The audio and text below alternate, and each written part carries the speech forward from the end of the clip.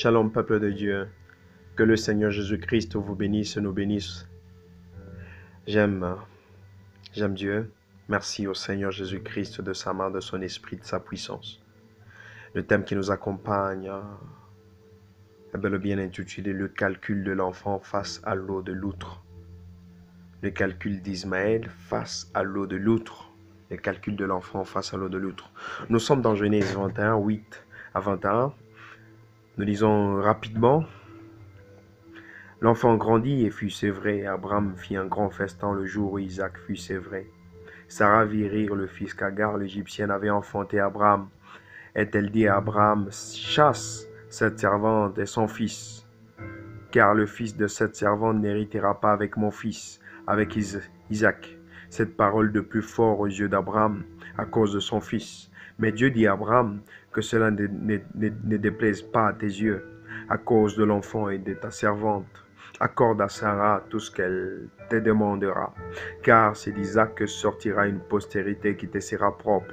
Je ferai aussi une nation du fils de ta servante, car il est ta postérité.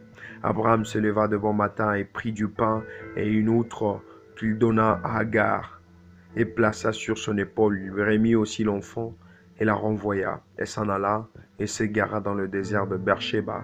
Quand l'eau de l'outre fut épuisée, Jésus. Dans 15, j'aime. Quand l'eau de l'outre fut épuisée, Rabashandafo, Shabashanga, Rabashindefo. J'aime ça, Rabashinglere, Flore, Machiklere, Flore, Maréglé. La Bible nous dit dans Seigneur Jésus, aide-nous aujourd'hui. Dans Genèse 21 à 15, la Bible nous dit, quand l'eau de l'outre fut épuisée, elle laissa l'enfant sous un des arbrisseaux. Elle alla s'asseoir vis-à-vis à une porte d'arc, car elle disait que je ne vois pas mourir mon enfant. Elle s'assit donc vis-à-vis de lui, éleva la voix et pleura, ô Seigneur. Dieu a entendu la voix de l'enfant et non la voix de la mère. J'aime ça. Dieu a entendu la voix de l'enfant. Et l'ange de Dieu appela du ciel Agar et lui dit, qu'as-tu, Agar? Ne crains point, car Dieu a entendu la voix de l'enfant dans le lieu où il est. Lève-toi, prends l'enfant, saisis-le de ta main, car je ferai de lui une grande nation. Et Dieu lui ouvrit les yeux et elle vit un puits d'eau. Elle alla remplir d'eau l'outre et donna à boire à l'enfant. Dieu fit avec l'enfant qui grandit, habita dans le désert et devint un tireur d'arc. Merci Jésus. Ainsi le thème qui m'accompagne ce soir est bel et bien intitulé « Les calculs de l'enfant face à l'eau de l'outre ». Le calcul de l'enfant face à l'eau de l'outre est bien compréhensible car cela démontre une mésurance de l'eau de l'outre sans calcul de la distance qui les sépare du campement d'Abraham vers la destinée éternelle de l'enfant. Sa mère fut émotionnée car elle pouvait se poser plusieurs questions de l'endroit où ils allaient ensemble avec son fils. Comment elle pouvait plutôt offrir à son fils une meilleure vie, une vie abondante de bonheur, une vie remplie de biens, des serviteurs et des servantes comme chez son père Abraham où Isaac sortait. Sa mère était affectionnée sur le point de l'endroit d'où il venait. Ils étaient chassés suite à la présence de son enfant sur terre. Elle se disait peut-être que je fais trop de mal, je suis coupable, car de leur sortie de chez Abraham, il n'avait rien, pas même une brebis, seulement du pain et de l'eau. Abraham, le méchant père, chassa son fils pour qu'il parte dans un endroit inconnu sans l'équiper de plusieurs provisions, sans l'équiper de biens, mais il lui donna uniquement le pain et l'eau à boire dans l'outre. Pendant que la mère de l'enfant Agar était préoccupée et prise à penser de la vie dure qu'elle mènerait, il y avait un autre malheur qui s'augmentait sur le premier malheur. Ainsi, le deuxième malheur serait une difficulté présente qui coûterait la mort, soit de tous les deux, car manquer de l'eau dans le désert était une forte et grande malheur pour le voyageur. L'enfant jouait avec l'eau de l'outre pendant que la mère était prise par des affections sentimentales de la vie après le désert.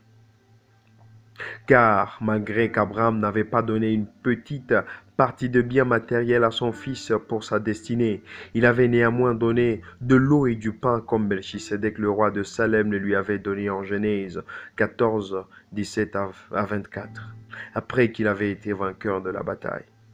Abraham, le méchant père d'un côté, mais aussi les bons pères d'un autre côté, car il a pris ce qu'il a reçu comme médaille de victoire, le pain et l'eau, et il les a transmis, il les a donnés à son fils. Ceci est vraiment prophétique. Nous l'abordons aujourd'hui. Les problèmes fut l'enfant qui avait mal géré l'eau de l'outre. C'est là que nous avons tiré notre thème, le calcul de l'enfant face à l'eau de l'outre. Le calcul de l'enfant face à l'eau de l'outre. Merci Jésus. Ainsi, je voudrais entrer dans le fond du message. Merci Jésus, permets-moi afin que je puisse entrer dans le fond du message. Mes frères et sœurs, comme j'ai déjà parlé sur ce thème, Abraham, son nom veut dire père d'une multitude de nations,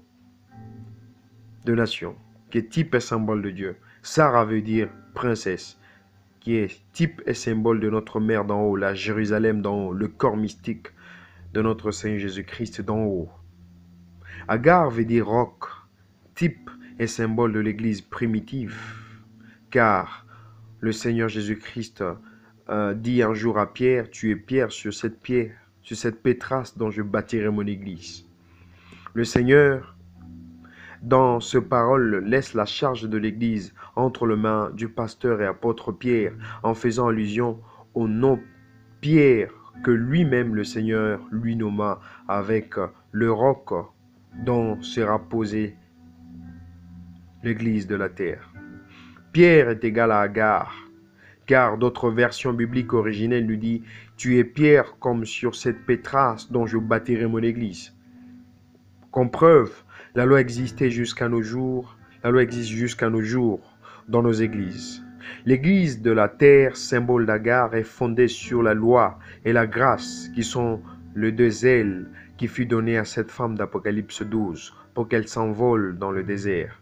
En définitive, Agar veut dire roc, roc veut dire pierre. Pierre démontre les oracles de Dieu qui sont les lois divines ou les paroles de Dieu.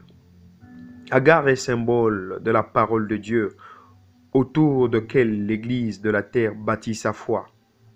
Merci Jésus-Christ pour cette forte et grande révélation aujourd'hui. Pourquoi cette révélation aujourd'hui? Isaac veut dire qui rit. Il démontre une personnalité de joie, symbole de la première et dernière personne au ciel qui s'appelle Fils de Dieu. Car en naissant sur cette terre, cette personne s'est fait une prémisse de tous les enfants de Dieu dans l'Église invisible qui est type de Sarah au ciel.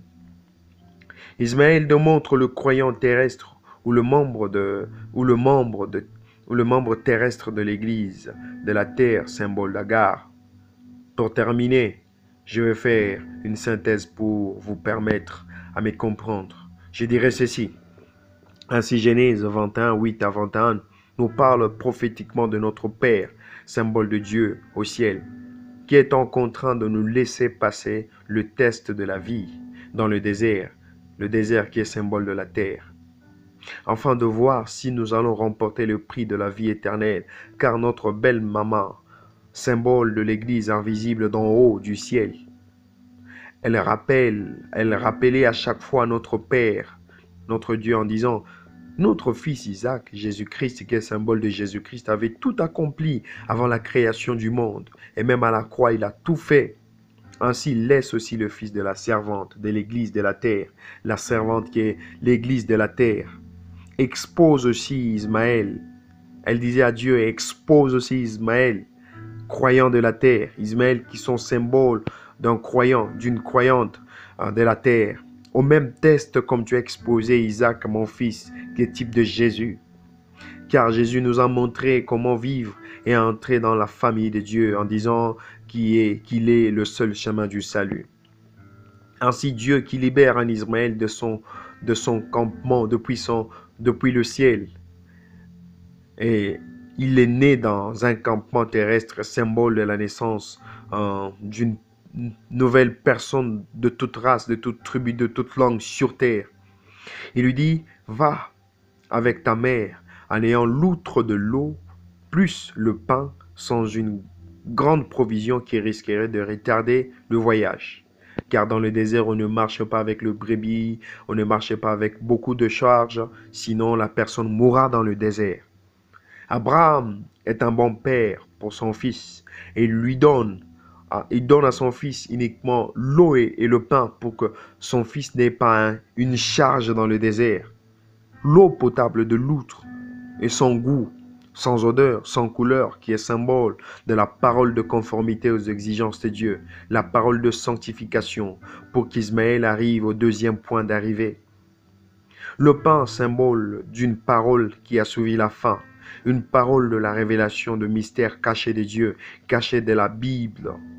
On mange trop souvent du pain avec de l'eau, qui veut dire cette parole mystérieuse de Dieu dont je vous enseigne aujourd'hui doit être suivie, accompagnée de la purification de péché, car elle est symbole de l'eau.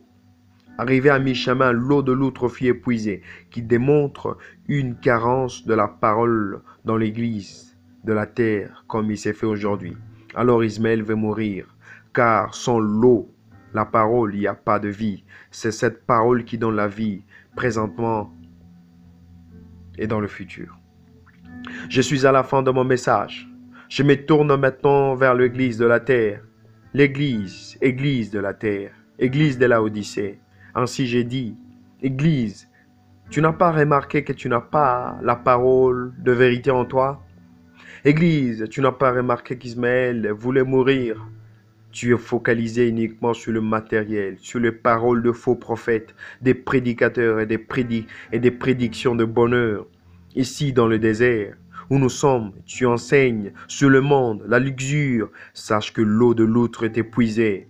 Au lieu de te concentrer, de te focaliser sur le monde, focalise-toi sur le ciel. Pleure et implore la repentance et déchire ton cœur vers Dieu et demande-lui de t'ouvrir les yeux pour que tu vois la source.